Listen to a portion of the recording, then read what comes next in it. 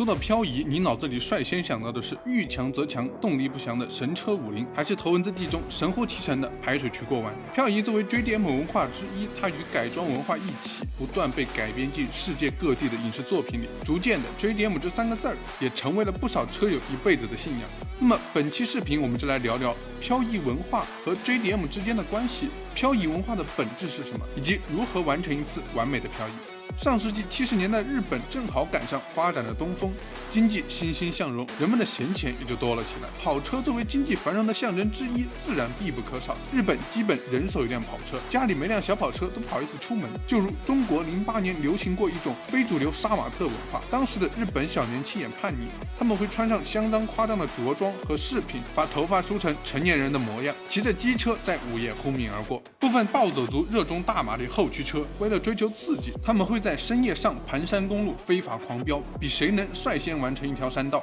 在这个过程中，逐渐有人发现，如果能利用好轮胎的打滑，就能获得更快的出弯速度。弯道快才是真的快，毕竟直道谁不知道踩油门？这一技巧便是我们后续所说的漂移。而这些追求刺激的热血青年们，则被称为甩尾族。头文字 D 描绘的便是甩尾族之间的故事。相信不少男生肯定幻想过自己的车技和拓海一般出神入化，排水渠过弯小意思。正所谓，只有自己干过的事才是最清楚的。漫画作者在年轻时便是甩尾族的一员。至于有人说什么排水渠过弯，你这过弯太假了，假吗？实际这还得是作者亲身经历，别人几十年前跑山的时候就是这样玩的，优雅，实在太优雅。漫画中藤原拓海的原型便是被称为甩尾教父的土屋圭市，这位更是重量级，在周董版的头文字 D 中，他就是周董的替身演员，属于我演以我为原型的主角的替身。不但如此，他更是包揽了技术顾问、监制的职务。年轻时的土屋圭市在看完有着漂移之父之称高桥国光的比赛后，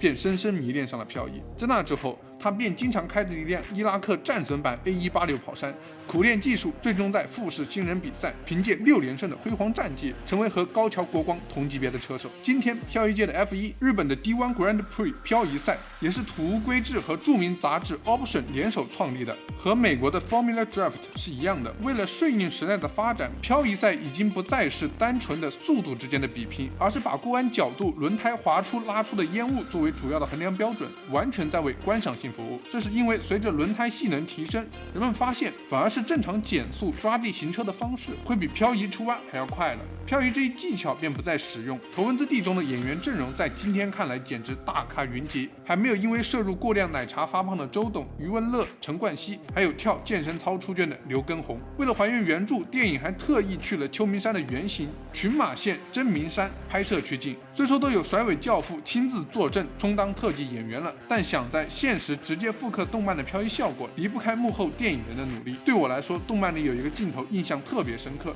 是拓海老爹在漂移时，双手不仅离开了方向盘，还点起了根烟，架的副驾驶一个机灵。在电影拍摄里，别说主演了，即使是特技演员也不敢这样玩。头文字 D 的拍摄比较早，而现在的电影工业已经能很好的解决这个问题。电影《史密斯夫妇》里有一段男女主逃避追杀的汽车追逐戏，在高速行驶期间，男女主还相互交换了驾驶位。为了拍摄这类高难度动作，电影人就会把汽车的操控系统改装安装在车顶上，这样演员就不需要真的去驾驶，而是车顶特技车手代劳。电影《007》里还有一段邦德驾驶阿斯顿马丁急速避让导致翻车的镜头，观众通常会认为这样的镜头在技术如此发达的今天应该是特效合成的，但电影人为了呈现更好的视觉冲击和真实性，很多场景还是会由特技车手实车驾驶去完成的。对于阿斯顿马丁这样的顶级豪车而言，怎么可能因为一个平地打滑直接侧翻？为了拍出这样的效果，电影人会在车内准备高压气罐，到了特定时机再引爆喷射气体，实现翻车效果。据说现在的技术已经精准到具体飞出多少米都可以精确控制了。漂移的本质是让轮胎突破与地面的最大附着力，实现可控的打滑效果。而无论是驱动方式、马力、悬挂风格，还是 LSD 的有无，一定程度上都会对漂移产生影响。那么要如何实现漂移呢？首先需要考虑车重是否合适。一般而言，车辆越重，实现漂移效果就越难，需要更大的马力驱动。玩漂移也并不是马力越大越好，好，300到550匹基本可以满足绝大部分需求，马力太高反而轮胎容易打滑，飘起来不太好控制，老司机玩漂移都用不到手刹。手刹的作用是让车飘起来之后不断修正车身，水平高了熟练了自然也就用不上了。一般玩漂移的车都会选择硬一些的悬挂，如果悬挂太软，缓冲能力强，就不容易打滑，即使飘起来也会产生大幅度的侧倾，没法让漂移动作长距离的保持。而更硬的悬挂，尤其是后悬挂越硬的车子越容易发生甩尾，实现漂移效果。当然，大人时代变了，现在电车也可以玩漂移了，而且某种程度会比油车更好漂。漂移一个很重要的因素就是扭矩是否足够大。我们知道燃油车启动是需要发动机吸入空气做功的，随着发动机转速的提高，扭矩也会不断增加。燃油车就像一个长跑运动员，它在起跑的时候没有那么强的爆发力，没有那么大的扭矩，但随着进入比赛状态，可以长时间保持高速。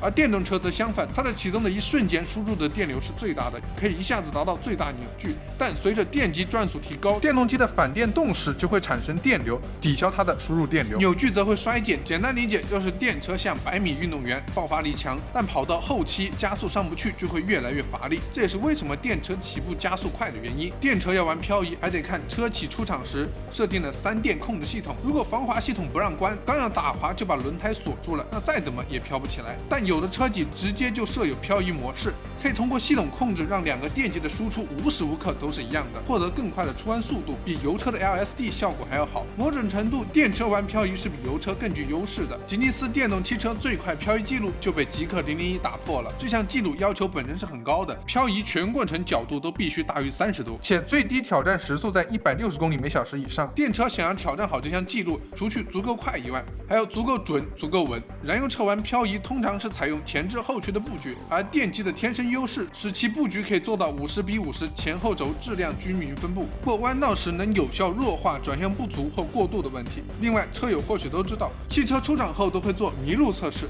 绕桩测试来衡量汽车的操控和安全性。麋鹿测试看的是在不失控的前提下车辆最大的避险能力，绕桩测试则是衡量车辆最大的过弯速度。在一排直线上排列标记物，每个标记物之间会有一定的间距，车辆需要尽可能的快的依次绕过这些桩。我们可以想象一下，车子每次在绕桩时都会切换一次重心，这不仅对车辆，对车手而言也是极大的考验。车手要在高速行驶的状态中找到合适的时机打好方向盘，如果车手没能控制好力度，不仅会影响车辆平衡，严重时甚至有翻车风险。通常而言，国内做绕桩测试，间距多为18或20米，20米的绕桩成绩会比前者更好，间隔越短，车辆平稳通过的难度越大。同样的绕桩标准，两辆车的绕桩速度即使相同，但一个姿态从容不迫，另一个开起来却特别狼狈，绕桩成绩也是不同的。绕桩测试可以很好的检测汽车的操控性，对马力、动态表现都有着极高的要求。绕桩就像我们平时开车遇上障碍物，车足够的灵敏才能在高速情况下躲开，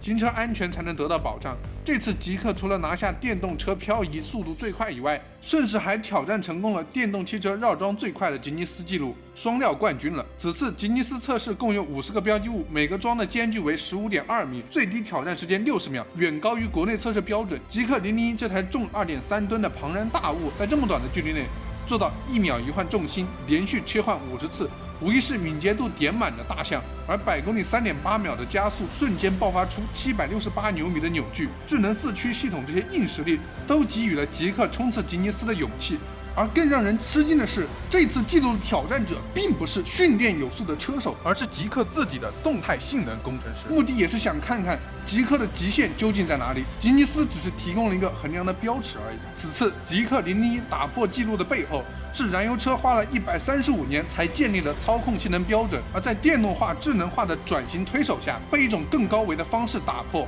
在过去，疯狂的时代造就了疯狂的汽车，热血少年的挥洒青春衍生出了令人向往的漂移跑山文化。而在未来，在动态性能工程师们精密的计算和调教下，性能更加、配置更安全的汽车将有可能在自主品牌中诞生。凭借优秀的技术、精准的市场洞察，未来的中国自主品牌势必会打破100年汽车工业积累的技术壁垒，实现自主品牌弯道超车新机会。那时候，中国也必将诞生一批属于自己的世界级车企。